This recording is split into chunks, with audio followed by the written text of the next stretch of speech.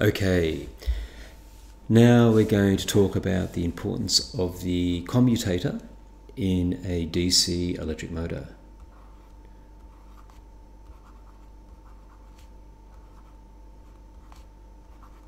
And it's the commutator that allows that force to be reversed every half a turn to keep the motor spinning in the one direction. So let's have a close look at what's going on there. Now, what I've drawn here, this is the actual commutator here, and all this is two pieces of metal which are normally curved. Now, you might remember that in the motors that you're making, I'm going to give you a circular piece of copper, and we're going to cut that in half, and that will be your commutator. So let's see how something so simple can do something so important in an electric motor. So this is our battery that we had before with a positive and negative terminal. Now, the positive end of the terminal of the battery is solidly connected to the green side of the commutator. So this is made of copper. That's a solid piece of copper ring, or half a copper ring, and it's connected to this wire. So if this side of the battery is positive, then this commutator, this green section of copper, will always be positive. On the other hand, the negative side of the battery is now connected to this piece of copper, and so it will always be negative. Now, this diagram is pretty inaccurate. Perhaps a slightly more accurate version would be something like this. So here's the green part of the commutator. So this section here corresponds to this. That section around there is the actual, this section in here. And over here, that's this section in here. Now these two white circles, they represent the ends of the conductor, the loop of wire that's rotating inside the motor. And to give you a different perspective of that, if I now show you that, so this is the loop of wire that's doing the rotating.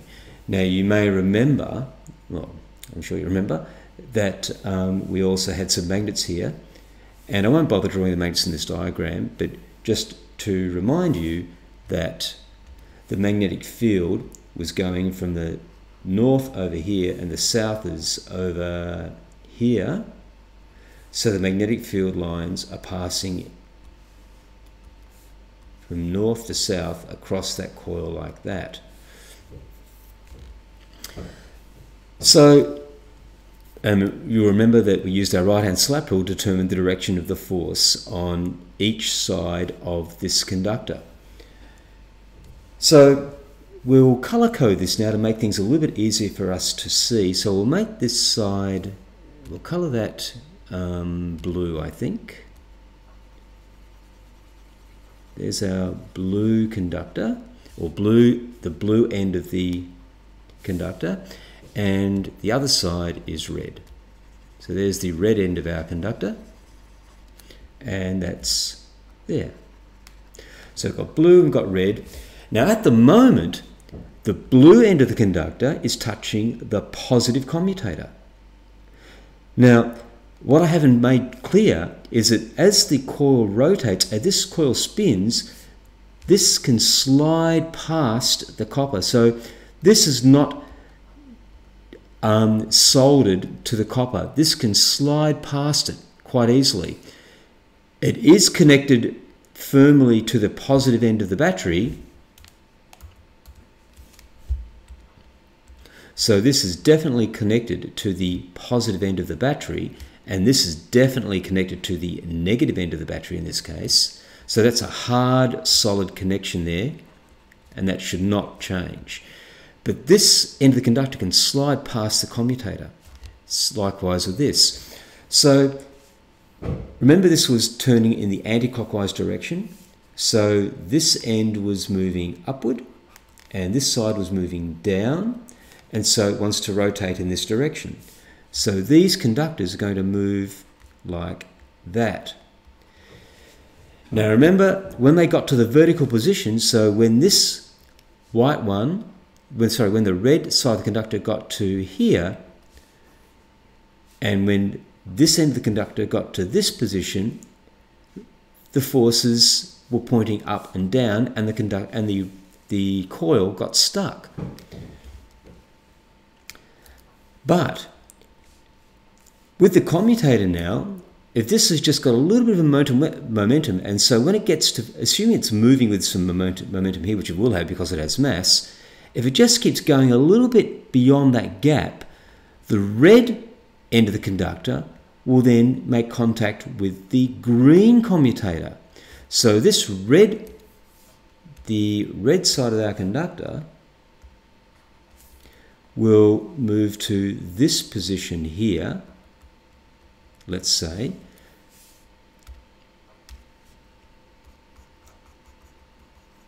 So there's the new position of our red conductor, our red end of the conductor, and the blue one will move to this position.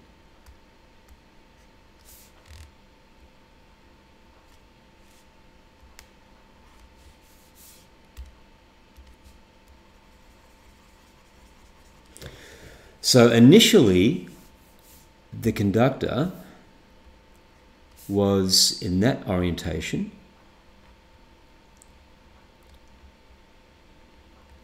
And now it's spun around and it's just passed over the gap because it had a bit of momentum, and now it's in this orientation. Well, if you remember here, in this first position, the current is travelling into the conductor and then out this direction, and that's what allowed us to work out the force. So here, the force was up at that position and down at that position. Now, if we look at the red conductor now, the red end of the conductor is no longer making contact with the negative terminal. The red end of the conductor is now making contact with the positive terminal. So the current will now be going into the red end of the conductor, not coming out of it was before. So before, initial situation, the current was going into the conductor there, coming out of the conductor there and going into the conductor there. Now that this has moved to this position, this is now, the current's now coming out of the conductor, and it's now, going into the conductor, I beg your pardon, and here it's coming out of the conductor. So the current is swapped over. So that means that the force on the red end of the conductor, because the current is reversed, the force will reverse. So now the force, we'll do them in a different colour, I think purple, the new force on that end of the conductor is now down. And this force on this end of the conductor is now up. They've changed. And so that will want to keep now the coil rotating in this direction. When this coil reaches this, when this end, the blue end of the conductor reaches this position, it just jumps over that gap because it has a bit of momentum, then the current will change again. So every time the conductor jumps a gap, the direction of the current through that end changes, which means the force on that end of the conductor changes. So every half a turn, the direction of the forces flip.